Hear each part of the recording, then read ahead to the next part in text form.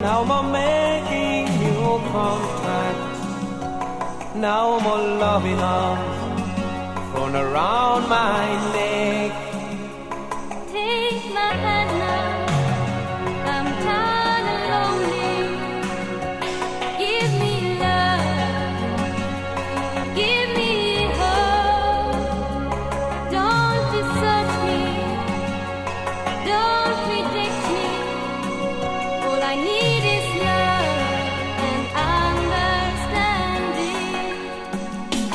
Today it's me, tomorrow's song. Good morning. Thank you so much for watching UBC TV. If you started the show with us, thank you so much for being on the show. And if you are just joining in, you're welcome. This is Good Morning Uganda. My name is Julie Nantaba Musisi, and it's time for The Real. Now, as has been the president's aim to end the fight against HIV by 2030, we are looking at celebrating 20 years of the international community of women living with HIV Eastern Africa. And to do that with us and have that conversation with us are two amazing ladies, Immaculate Omsha, who is the board member at the ICWEA, as well as Azizuyo Brenda Fassi, who is the programs officer at the ICWEA. I'm going to ask them to allow us the opportunity of knowing them a little bit, starting off from my immediate left. Good morning, Immaculate. Good morning, Julie. Thank you so much for coming through. Thank you for hosting us. In just a second or less, I don't know if less than a second exists, but who is Immaculate? Immaculate is Omsha by the second name. I'm the executive director at Center for Women Justice Uganda, and I represent ICW on the board as a treasurer to the board, and I'm a lawyer by profession and a very passionate advocate on HIV, gender and health. Right, pleasure knowing you. Pleasure. Brenda Fassi, I guess I'm so taken up by your name, Brenda Fassi, but Azizuyo Brenda Fassi. Just tell us a little bit about yourself. Yeah, thank you very much. My name is Azizuyo Brenda Fassi, and I work at International Community of Women Living with HIV Eastern Africa as a programs officer. Brenda Fassi is a very passionate young woman who is very much passionate about her work in relation to adolescent girls and young women who are living with HIV/AIDS, driving and ending HIV/AIDS among adolescent girls and young women is one of my key focus. And I represent and take out the voices of young women, the community, to the global level to make sure that they are at the center of every stage of implementation and evaluation. Yeah, beautiful, beautiful. Now let me come to Immaculate. ICWEA has been advocating for the rights of women, especially in the fight against HIV, for a long time. As we can see, we are celebrating 20 years. What are some of those achievements you can share over the last 20 years? Yes, so thank you. I will start by congratulating International Community of Women Living with HIV for making such a milestone of building resilience, leadership, sisterhood of women living with HIV across the region. We are international because we are coordinating women living with HIV in Rwanda, Burundi, Tanzania, and Kenya. So it's a regional network. And over years, it has been a journey of looking at women at the grassroots, living with HIV, building them by empowering them to advocate for their rights, stand for what is just. And if you know the history, the 20 years ago of women living with HIV were years full of stigma, full of discrimination, full of abuses, full of families breaking down because of HIV. And ICW, which is International Community of Women Living with HIV, came in to bridge that gap of empowering women to stand up for their rights, engaging leaders, that is the health, government, Ministry of Health, religious leaders, cultural leaders, and even our local leaders and our families, family heads, to ensure that they provide enabling environment, a supportive environment that makes a woman thrive, that makes a woman not fear to give birth of a baby living with HIV. By then, we were having so many children being born with HIV. Right. But ICW came in and said, no, we need medicine that women can be put on treatment, adhere and prevent their children from getting HIV. And that, we must say, as of now, as we celebrate, we are reaching that milestone of eliminating mother-to-child transmission. And it's because they are community-led initiatives, which ICWEA leads, on mobilizing women to stand up and say, yes, we are the holders, we are the center of ending the prevalence of HIV in the country and in the region. And also we have the tools and the powers to have safe and enabling homes. So that is one of the achievements, ensuring that women don't pass on HIV to their children, ensuring that women are thriving regardless of your HIV status, you're not pushed back home, but importantly being at the center of where policies are made, influencing policies. As a country now, we have policies that support enabling environment, ensuring that there is no stigma and discrimination. And ICW, international community, is at those tables where policies are made, not only global or regional, but also at the country level. And once we have policies that are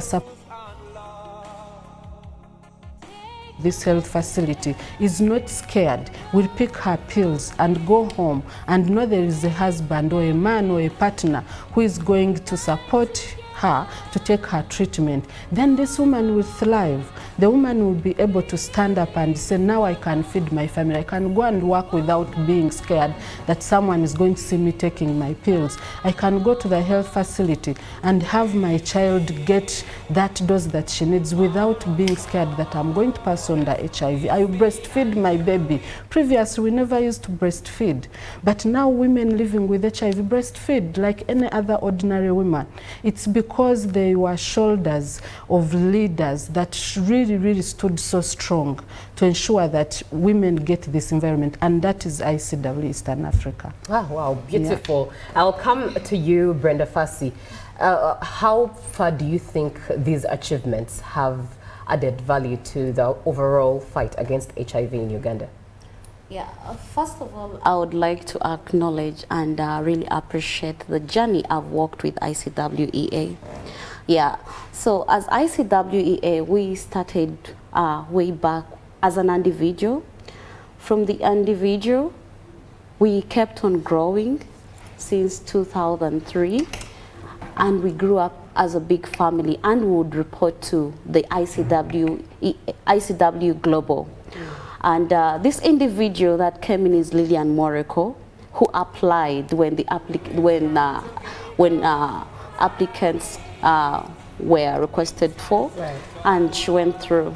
So, and me, I come in as a person who has achieved, who is one of the mentored young person from HIV and relating to the sexual reproductive health and rights of women, relating to how women are engaged, how women are empowered, how women are being involved, how women are put at the forefront. So to me, it is a wow, and that would have been really not possible if I started as a volunteer.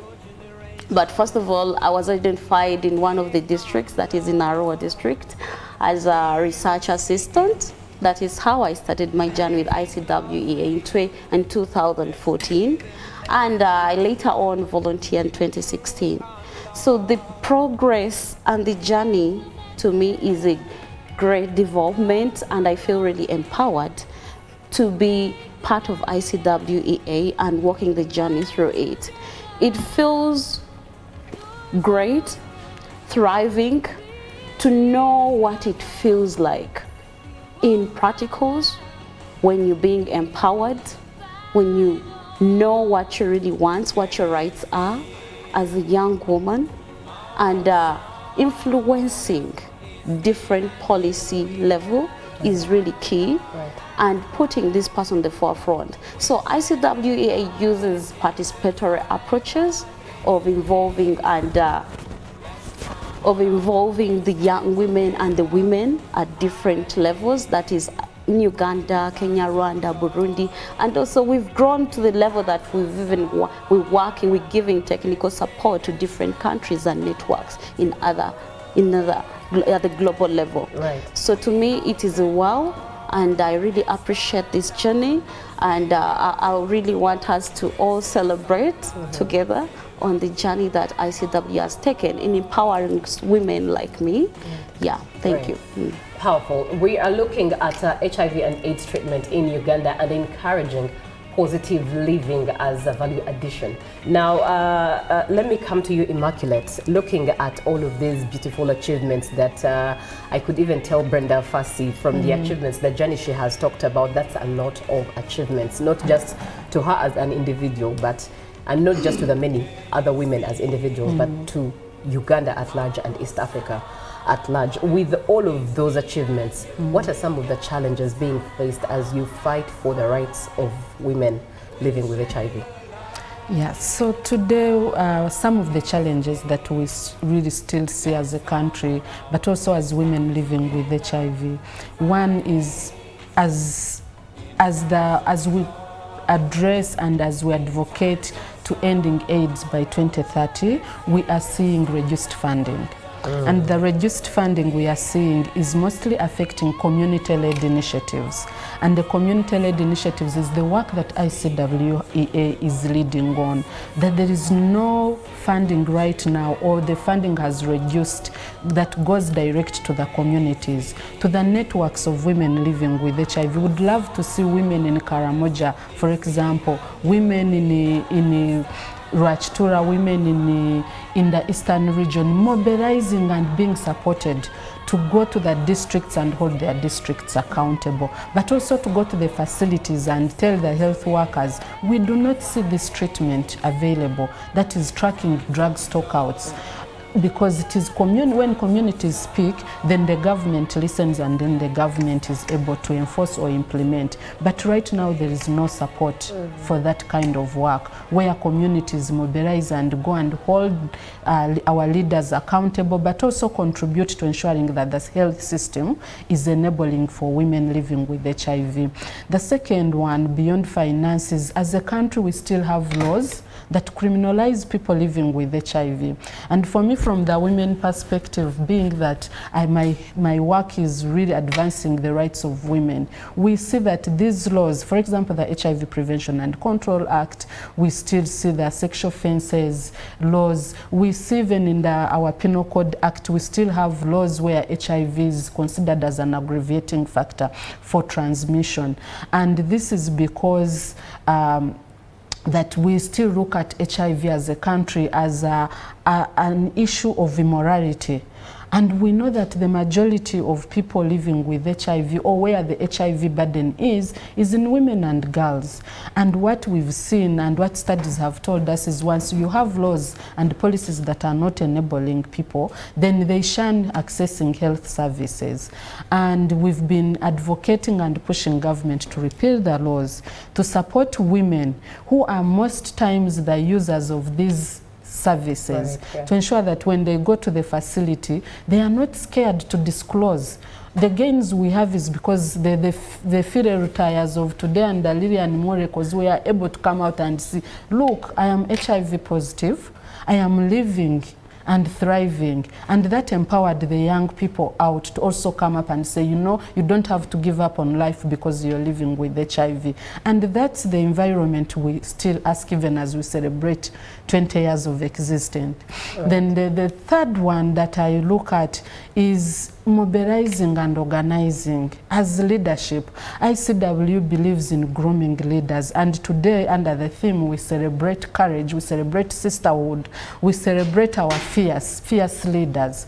And that does not come easily. It comes by having strong leadership that people believe in, not only at national level but at grassroots. So we need investment that focuses on building movement at all levels, at regional, at country, at every level. Investment should be there to enable women mobilize, to enable women support each other, sisterhood, right, to enable women grow and be there for one another. So those areas for me, policy, health, financing, and also movement building is some of the challenges that we still see, that we call on to ensure that all actors, donors, government leaders, and the community and the women leaders as well to come together, and we continue to advocate, to challenge, right, and address these problems. Right. Thank you so much, Immaculate. 0709602592. In a short while, I'm engaging your comments, but let me stay with you, Immaculate, as you share looking at the vision the next 20 years.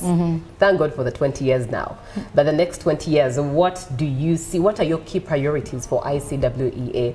And how do you expect, what role do you expect the community and leadership to play in making sure that ICWEA continues to empower women who are living positively and in their rights?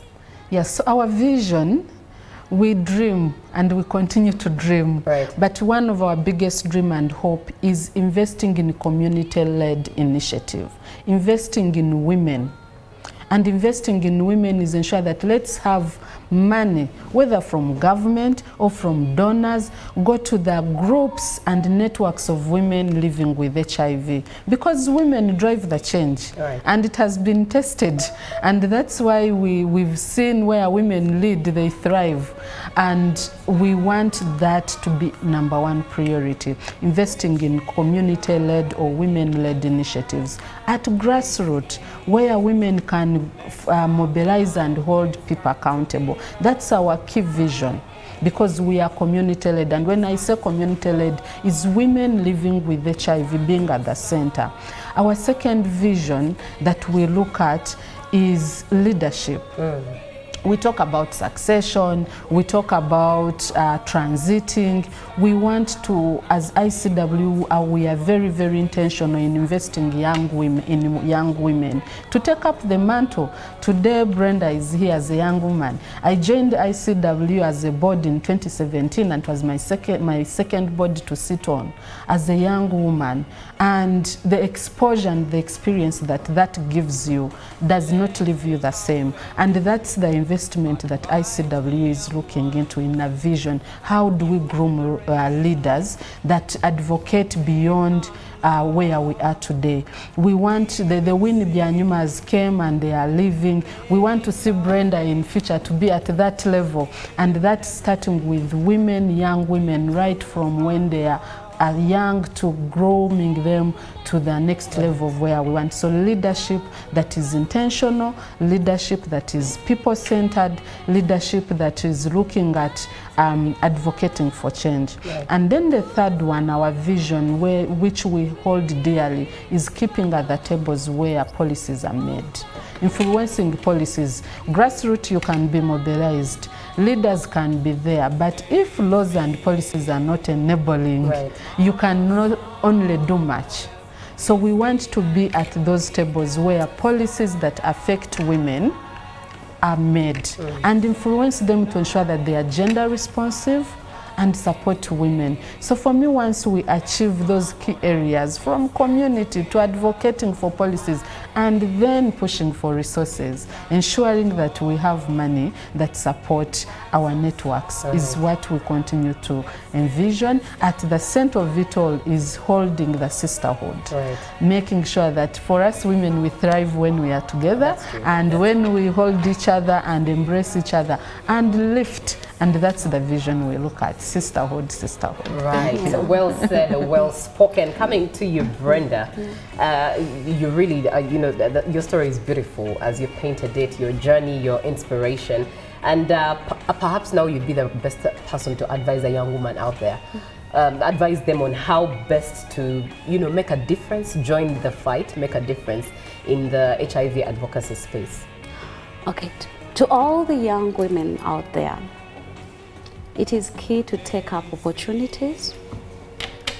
It is very key to take up the health responses that have come up, that the Ministry of Health has brought up to prevent HIV.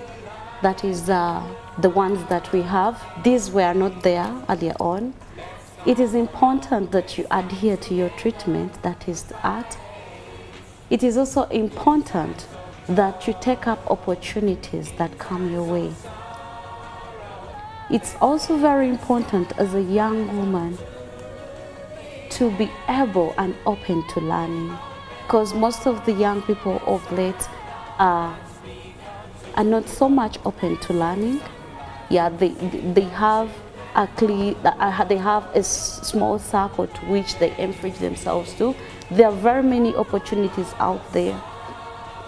Take opportunities, bring out those voices, advocate for those who need them to make a difference at different levels. Right. And then to all the networks out there,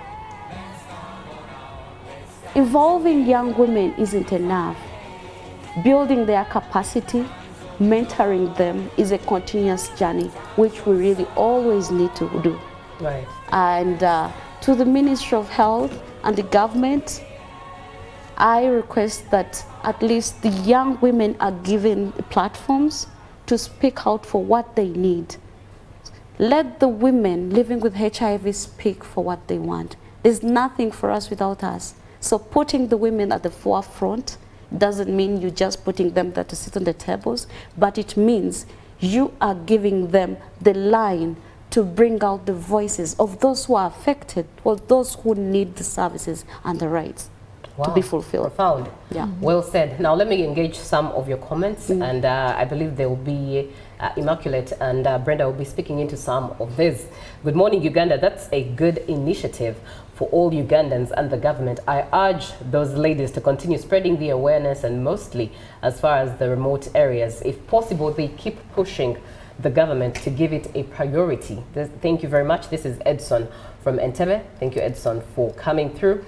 Hi, good morning, Uganda. I came across something on social media that condoms have effect mostly on a woman. What is the side effect of condoms to people as one way of preventing HIV? Is this something that you could speak into, Immaculate? Brenda can. All right, Brenda, please go ahead. Yeah, so condoms are effective depending on how you use them. Right. But as Uganda, we've reached a stage whereby we have a basket of choices. And I'm proud to say that ICW has been part of this journey. We have the Piven ring, which is the vaginal ring used by women, that is women controlled. We have the Kabla, which is an injection that is taken monthly by any person, either a woman or a man or a young person who is sexually or exposed. We have PrEP, pre-exposure prophylaxis, yes, which is taken when you know that you're in a risky relationship. We have PEP also, when you know that you've been in contact or you have been exposed and you have to take it within at least 72 hours. And then we have LAN also, which has come up, yeah, which is a beautiful thing. So we have all these choices, and condom has a lot that it does even though. Prevention of STIs. As right now, Uganda, we are looking at triple elimination or elimination of vertical transmission, which includes even hepatitis B and syphilis. So this is beyond HIV that ICW also looks at. We look at other diseases and that affect all the young women. You know, women are at the point, I don't want to say that we are vulnerable, right, but with the African setting that we are put in a point that we are really vulnerable, which I don't want to accept. Yes, though it's there. So as long as this woman is being informed of the health services and how to access these different health services, or any, use it right, follow the instructions, adhere, then we'll be safe. Right. Those who are also on treatment, we have U equals to U. Yeah?